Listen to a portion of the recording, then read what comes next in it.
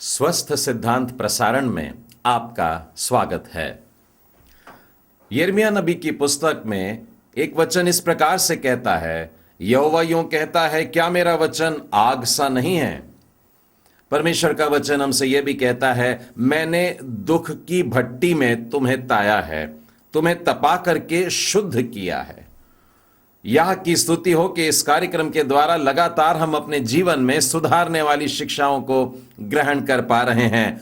बीते 4 सप्ताह से हमारे मनन का विषय रहा है आत्मिक उन्नति और हाउ नॉट टू ग्रो, बढ़ोतरी किस तरह से ना करें। इसके अंतर्गत अब तक हम लोगों ने 4 पाठ सीख चुके हैं। Lesson number 1 was do not expect to grow automatically, अपने आप ही बढ़ जाओगे ऐसी उम्मीद न रखें। Lesson number 2 was do not get stuck with the foundation, नींव के साथ ही रुके न रह जाएं। Lesson number 3 was do not grow disproportionately, अर्थात अनुपातहीनता में न बढ़ें। Last week we had seen the 4th lesson, which was the second part of the same that we learned as a 3rd lesson. Do not grow disproportionately. हमने जो चौथा पाठ सीखा था वो भी यही था कि अनुपातहीनता में हम न बढ़ें, इसका दूसरा भाग। Today we are going to see the 5th lesson. आज हम लोग 5वां पाठ सीखने वाले हैं, हाउ नॉट टू ग्रो, बढ़ोतरी किस तरह से न करें। Do not avoid difficult areas, कठिन क्षेत्रों से बचने का प्रयास न करें। इसे मैं फिर से दोहराता हूं, 5वां पाठ, बढ़ोतरी कैसे न करें, कठिन क्षेत्रों से बचने का प्रयास न करें। मित्रों, प्रत्येक मनुष्य जो भी काम हाथ में लेता है उसे एक आसान तरीके से करने की कोशिश करता है, जितनी जल्दी हो जाए, जितनी आसानी से हो जाए, एक शॉर्टकट निकालने की कोशिश करता है। अब तो यह संसार की रीति ही हो गई है कि जब भी कोई कार्य हो तो उसे कोई आरामदेह तरीके से जल्दी निपटाया जा सके। लेकिन आत्मिक उन्नति का जहां तक प्रश्न है, ऐसे छोटे रास्ते काम नहीं आएंगे। आत्मिक बातों में बढ़ना वास्तव में एक पहाड़ पर चढ़ने के समान है। पहाड़ पर चढ़ने के लिए आप लिफ्ट में जा रहे हैं, वैसा कुछ नहीं है। आप किसी वाहन में बैठ करके अगर पहाड़ी के ऊपर जा रहे हैं, वैसा भी नहीं है। यहां तक कि मैं तो कहूंगा सीढ़ी पर चढ़ना भी कुछ आसान ही होगा, लेकिन पहाड़ पर चढ़ना एक बेहद कठिन बात होती है। शरीर और दिमाग सब पूरी तरह से लग जाता है। किसी ने क्या सच ही कहा है कि क्रिस्तीय जीवन में आत्मिक विकास जो होता है वो मात्र उत्तेजक ही नहीं, अपितु सिद्धता की ओर ले जाने वाला होता है। हमने सीखा है कि हमको प्रत्येक बात में, प्रत्येक क्षेत्र में बराबरी से बढ़ने की आवश्यकता है। हम अपने मसीह जीवन में कोई एक क्षेत्र में आगे निकल जाएं और दूसरे पीछे छूट जाएं, फीके रह जाएं, कम रह जाएं, ऐसा हम नहीं कर सकते हैं। हमको हर क्षेत्र में आगे बढ़ते जाना है। अब यदि अलग अलग क्षेत्र हैं तो संभव है कि कुछ क्षेत्र आसान होंगे और कुछ क्षेत्र में हमें कठिनाइयां महसूस होती होगी। अब मान लीजिए मुझको कोई काम बड़ा कठिन लगता है और मैं ये कह दूं कि मैं इसे छोड़ देता हूं, आसान वालों में आगे बढ़ जाता हूं। ऐसा करने से मेरा पूरा आत्मिक विकास नहीं होगा। मैं सर्वांगीण विकास अपने जीवन में महसूस नहीं कर पाऊंगा। बहुआयामी जो विकास है, उस बात का अनुभव ऐसे मसीह व्यक्ति के जीवन में नहीं हो पाएगा। आज हम 7 अलग अलग क्षेत्रों के बारे में सीखेंगे जिन्हें साधारणतः विश्वासी लोग बेहद कठिन समझते हैं और एक प्रवृत्ति सी बना ली है कि कठिन क्षेत्रों से दूर रहकर आसान में ही आगे बढ़े। और इसीलिए आज हमारा विषय है, आज जिस बात को लेकर के चल रहे हैं आत्मिक उन्नति में हम, वो पाठ है कि कठिन क्षेत्रों से बचने का प्रयास न करें। पहला क्षेत्र है प्रार्थना। साधारणतः लोग प्रार्थना को बड़ी आसान बात समझते हैं। हाथों को जोड़ लिया, आंखों को बंद कर लिया, सर झुका लिया और परमेश्वर के सामने प्रभु जी मुझे ये चाहिए, प्रभु जी मुझे वो चाहिए, और एक लंबी सूची परमेश्वर के सामने रख दी कि प्रभु जी हमको ये सब चीजें देते चले जाइए। क्या प्रार्थना केवल परमेश्वर को अपनी आवश्यकताएं बताना है? हमने पिछले पाठ में सीखा था हमें परमेश्वर की इच्छा से मांगना है, परंतु अब आज हम इस बात की कठिनाई को और देखते हैं, क्योंकि बाइबल हमें आज्ञा देती है कि जब तुम प्रार्थना करो तो कैसे करना है। मैं आपको पहला तीमुथियुस उसके 2 अध्याय के पहले वचन में से पढ़कर बताता हूं। अब मैं सबसे पहले यह आग्रह करता हूं कि विनती और प्रार्थना और निवेदन और धन्यवाद सब मनुष्यों के लिए किए जाएं। इस शब्द पर गौर करिएगा कि सब मनुष्यों के लिए करना है।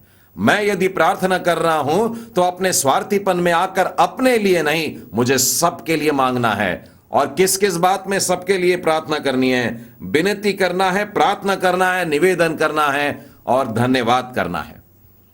जहां तक मेरी आवश्यकताओं का सवाल है, बड़ा आसान है प्रभु जी से मांगना। मेरे लिए मैं परमेश्वर को धन्यवाद भी दे देता हूं, लेकिन जब मुझको किसी और के लिए मांगना है तो उसके दर्द में पहले शामिल होना पड़ेगा, उसकी कठिनाई को अपनाना पड़ेगा, उसकी जरूरत को मेरी जरूरत समझना पड़ेगा, तब कहीं जाकर आह निकलेगी और परमेश्वर के लिए मैं उससे मांग सकूंगा। और भी कठिन हो जाता है जब किसी की बढ़ती में किसी को आशीष मिली है और मैं परमेश्वर को धन्यवाद दूं कि प्यारे प्रभु जी आपने उसे आशीष दिया है, इसके लिए धन्यवाद। बाइबल हमें मध्यस्थी का काम देती है।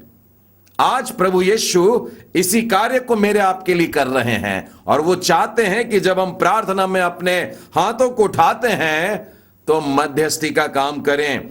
यह मध्यस्थी करना बेहद कठिन बात होती है।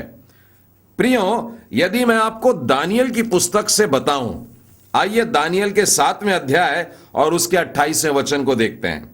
मुझ दानियल के मन में बड़ी घबराहट बनी रही और मैं भयभीत हो गया और इस बात को मैं अपने मन में रखे रहा। जब हम मध्यस्थी करते हैं, जब हम प्रार्थना में लौलीन हो जाते हैं, तो हमारे पूरे की पूरे व्यक्तित्व पर भी इसका असर दिखने लगता है। दानियल नबी की पुस्तक उसके 10वें अध्याय में 2 और 3 वचन में से देखिए, उन दिनों में दानियल 3 सप्ताह तक शोक करता रहा। वो प्रार्थना में लीन है।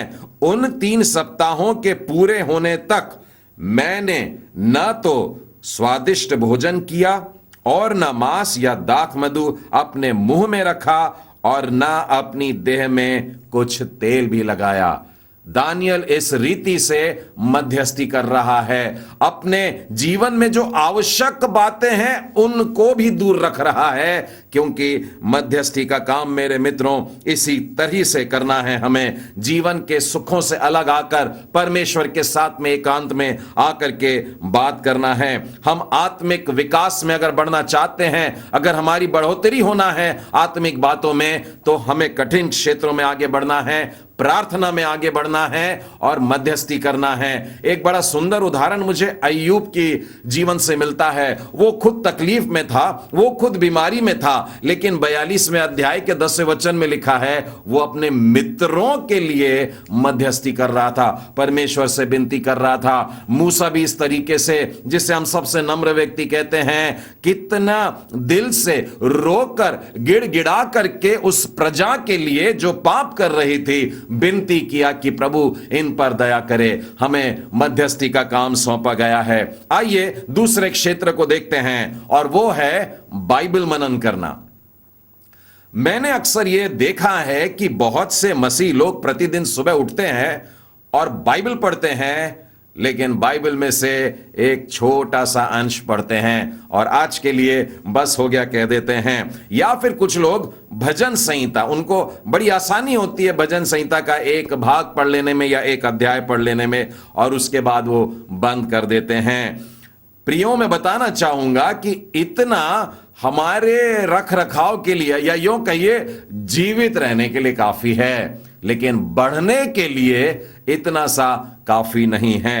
हमें चाहिए कि हम परमेश्वर के वचनों में और अधिक समय बिताएं। बाइबल अध्ययन जब करते हैं तो पन्ने पलटाने का काम न करें, जल्दबाजी में न करें, परंतु समय निकालकर आराम से बैठ करके करें। और संभव हो तो बाइबल अध्ययन के अलग अलग सामग्रियां जो होती हैं उनको भी इकट्ठा करें, ताकि उन बातों को देख देख कर, समझ कर, पुराना नियम नया नियम हर तरीके से अध्ययन कर सको। और एक जरूरी बात और, कि बाइबल पढ़ते समय या अध्ययन करते समय जितना ज्यादा हो सके उतने ज्यादा वचनों को मुखपाठ करें, उन वचनों को याद करके रख लें। बाइबल हमें हर तरीके का पोषण देती है।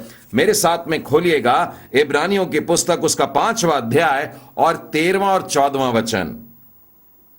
क्योंकि दूध पीने वाले बच्चे को तो धर्म के वचन की पहचान नहीं होती, क्योंकि वो बालक है, पर अन्न सयानों के लिए है, जिनकी ज्ञानेंद्रियां अभ्यास करते करते भले बुरे के भेद करने में निपुण हो गई है। कितना स्पष्ट लिखा है कि बाइबल में हमको दूध भी मिल जाता है, बाइबल में हमको ठोस भोजन भी मिल जाता है। यदि हमारे बाइबल पढ़ने का तरीका ऐसा है कि थोड़ा सा भाग पढ़ लिया, जो आसान लगता है वो पढ़ लिया, जो अच्छा लगता है वो पढ़ लिया, तो प्रिय ये दूध पीना हो गया। हमें ऐसा नहीं, अब बढ़ने की जरूरत है, अब हमें अन्न खाने की जरूरत है। और अन्न को निगला नहीं जाता, गिटक नहीं लेते हैं, उसे चबाना पड़ता है, समय लगेगा, मेहनत लगती है। इस वचन को 32 बार चबा करके अपने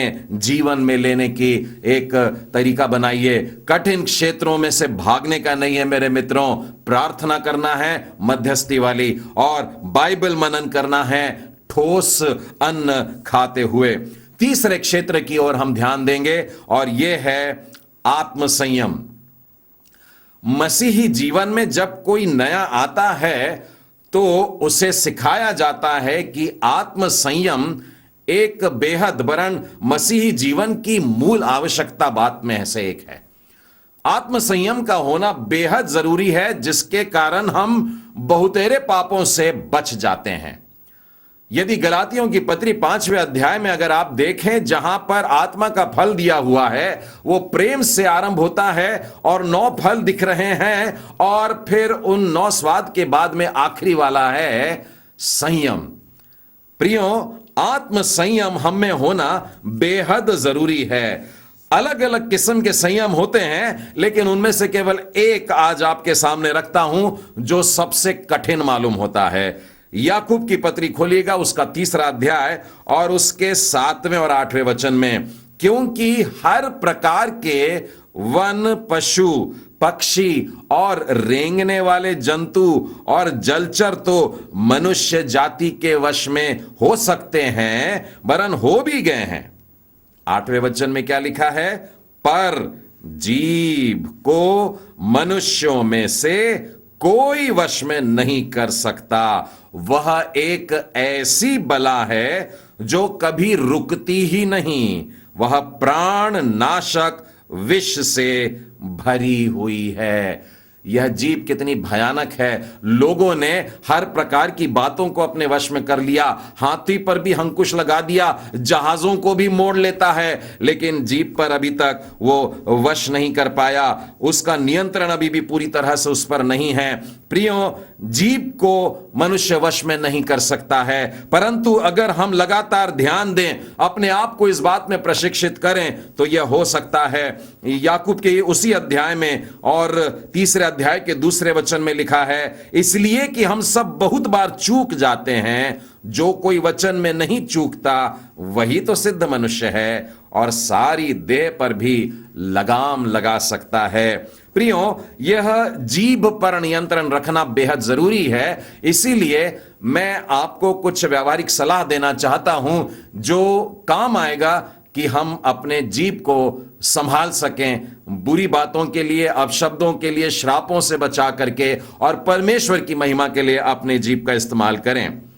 सलाह में सबसे पहले यह है कि आपको यह निर्णय लेना होगा कि मैं अपने जीभ पर लगाम दूंगा। बिल्कुल इसी तरीके से दाऊद भी निर्णय लेता है।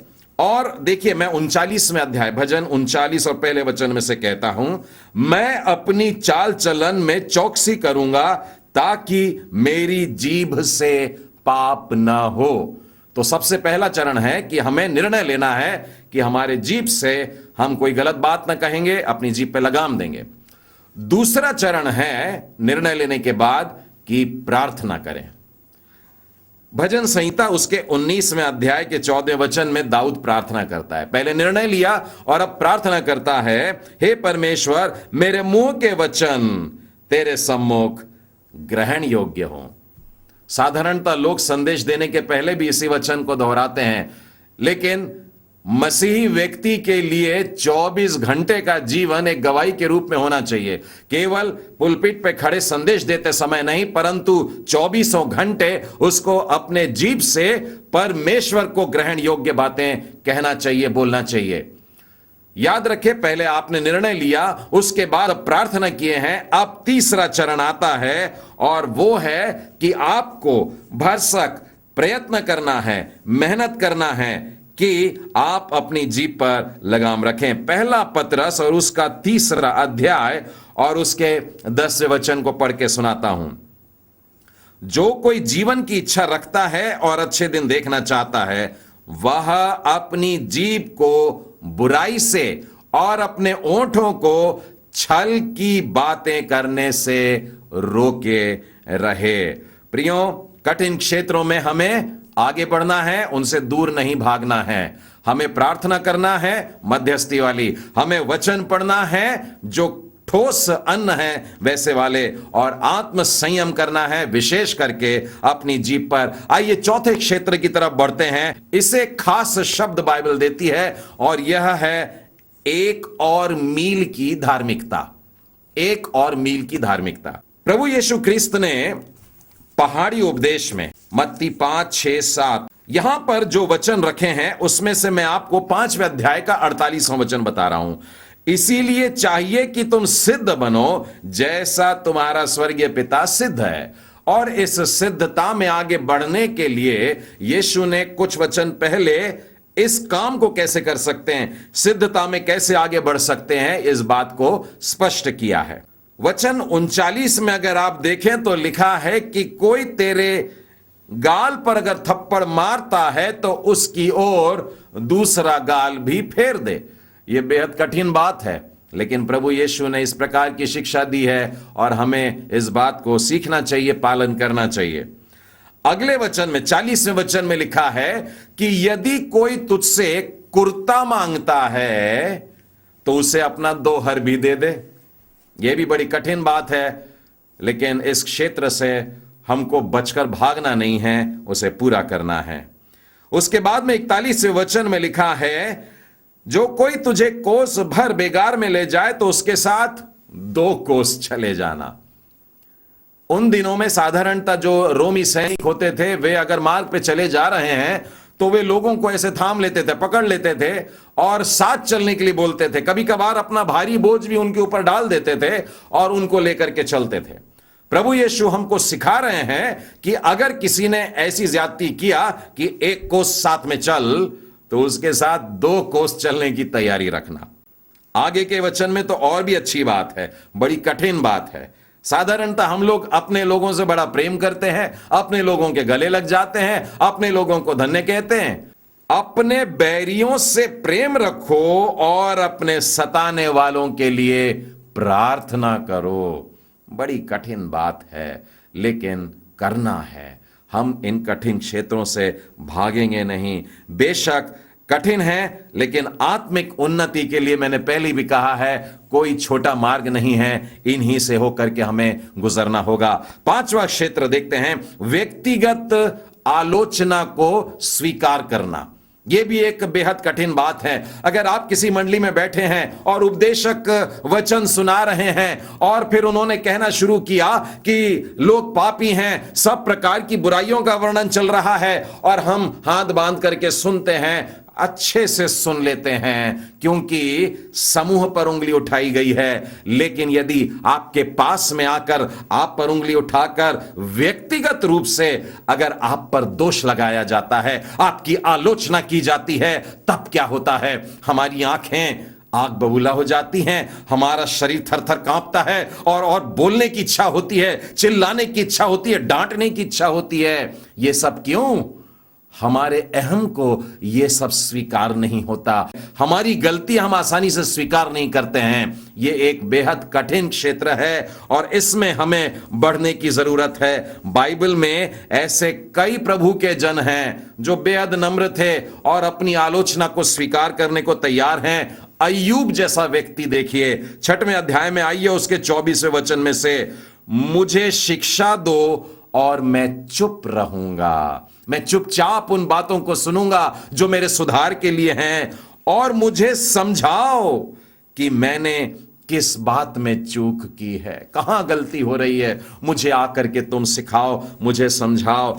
एक और वचन मैं आपको भजन संहिता में से बताना चाहता हूं, बड़ा प्यारा भजन है। दाऊद अपने 141वें वचन में इस प्रकार से कह रहे हैं, मैं 5वां वचन पढ़ रहा हूं, धर्मी मुझको मारे तो यह कृपा मानी जाएगी, और वह मुझे ताड़ना दे तो यह मेरे सिर पर का तेल ठहरेगा, मेरा सिर उससे इनकार न करेगा। कितनी अद्भुत बात कि कोई आपकी आलोचना कर रहा है, कोई आपकी गलतियां बता रहा है, कभी एकांत में, कभी 4 लोगों के सामने, लेकिन दाऊद कहता है ये तो मेरे सिर पर उंडेला गया सुगंधित तेल है। वो अभिषेक मान रहा है इस बात को, वो खुश हो रहा है, वो कह रहा है मेरे सिर को इससे कोई इनकार नहीं है। इन दिनों में जबकि अंत के दिन है और परमेश्वर का आत्मा सब पर उंडेला जा रहा है, कभी कभी जवान प्रभु के सेवकों से, अपने से कम उम्र वालों से भी हमारी आलोचना सुनने को मिलती है। बाइबल में सबोपदेशक की पुस्तक में आइएगा, 4वां अध्याय और 13वां वचन लिखा है, बुद्धिमान लड़का दरिद्र होने पर भी ऐसे बूढ़े और मूर्ख राजा से अधिक उत्तम है जो फिर सम्मति ग्रहण न करे। प्रियो, बहुत जरूरी है कि हम अपने व्यक्तिगत आलोचना सुनने के लिए, ग्रहण करने के लिए और उसके बाद सुधार करने के लिए तैयार रहें। 6वें क्षेत्र की ओर बढ़ते हैं और यह है उदारता।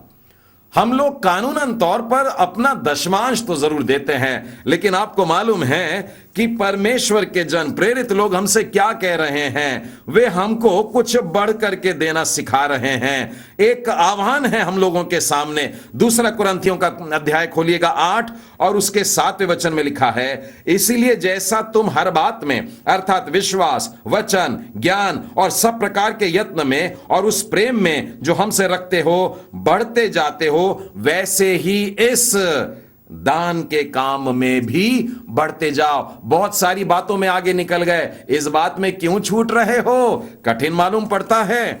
9वें वचन में लिखा है, तुम हमारे प्रभु यीशु मसीह का अनुग्रह जानते हो कि वह धनी होकर भी तुम्हारे लिए कंगाल बन गया, ताकि उसके कंगाल हो जाने से तुम धनी हो जाओ। प्रियो, प्रभु यीशु ख्रिस्त ने भी एक उदाहरण उनके जीवन में से देखने को दिया है। एक बार एक जवान उसके पास में आता है और अनंत जीवन पाने के लिए मैं क्या करूं पूछता है, और प्रभु यीशु से कहते, आज्ञाओं तो तुझको मालूम है, और वो 1 2 3 4 5 6 सब गिना देता है, बोलता है मुझको बचपन से इन बातों को मालूम है, इनका पालन भी मैं करता हुआ आ रहा हूं। यीशु ने बड़े दया से उसकी ओर देख करके कहा, तुझ में एक बात की कमी है, जा अपना सब कुछ बेच दे, कंगालों को बांट दे, उसके बाद मेरे पीछे हो लेना। वो जवान निराश हो गया, सर झुकाया और वहां से चला गया। प्रियो, हम अपने जीवन में किस तरीके से देते हैं? क्या हम अपनी बढ़ती में से दे रहे हैं? थैला भर भर के लोग ला रहे थे, लेकिन वो कोई दान वरदान वो कोई दान ग्रहण नहीं किया गया, लेकिन जब एक विधवा स्त्री ने आकर के 2 दमड़ी डाली तो यीशु ने कहा इसने बहुत डाली है। हम अपनी बढ़ती से नहीं परंतु अपनी कमी में से भी जब वो दर्द होने लगे, जब देने का दर्द होने लगे, तब समझना हमने देना आरंभ किया है। 7वां क्षेत्र हम देखते हैं कठिन कार्यों का। चाहे हम सामाजिक कार्य कर रहे हो, चाहे हम लोग आत्मिक सेवकाई कर रहे हो, कुछ कार्य ऐसे होते हैं जो बेहद कठिन होते हैं। यदि हम कठिन कार्य करने से अपने आप को दूर रखते हैं तो हमारी बढ़ती भी नहीं होती है, हम नाटे रह जाते हैं। मैं आपको यहोशू की पुस्तक में ले चलता हूं 14वें अध्याय में। वहां पर कालेब का जन्मदिन है। कहता है मैं अब 85 बरस का हो गया हूं, और वो कहता है मूसा के समय में जैसी मेरी ताकत थी वैसे ही आज भी हूं, मुझे कठिन काम दीजिए। मेरे जन्मदिन पर मुझे नरम वाला केक मत देना, मुझे ये पहाड़ी दे दो जिस पर अनाक वंशी रहते हैं, जिस परमेश्वर ने आज तक मेरी सहायता की, मैंने युद्धों को जीता है, आज फिर जाकर के उन युद्धों को करके मैं जीत आऊंगा। प्रियो, प्रिस्किल्ला और अक्विला को देखिए, पौलुस की जान बचाने के लिए खुद की जान को जोखिम में डालते हैं। कठिन कार्य करने की तैयारी रखिएगा। विलियम केरी के शब्द मुझे याद आते हैं, expect great things from the Lord. परमेश्वर से महान कार्यों की अपेक्षा करें। हम सब करते हैं, लेकिन उसके आगे उन्होंने कहा attempt great things for God, अर्थात हमें परमेश्वर के लिए कठिन और महान कार्य करने होंगे। यदि हम इस आह्वान को ग्रहण नहीं करते हैं प्रियो, तो बेहद बुरी बात होगी, हमारा विकास नहीं होगा। आज हमारा पाठ इसके अंतर्गत यही है, हाउ नॉट टू ग्रो। हम आत्मिक उन्नति कैसे न करें। Do not avoid difficult areas, कठिन क्षेत्रों से बचने का प्रयास न करें। परमेश्वर पिता आप सबों को आशीष दे। आमीन।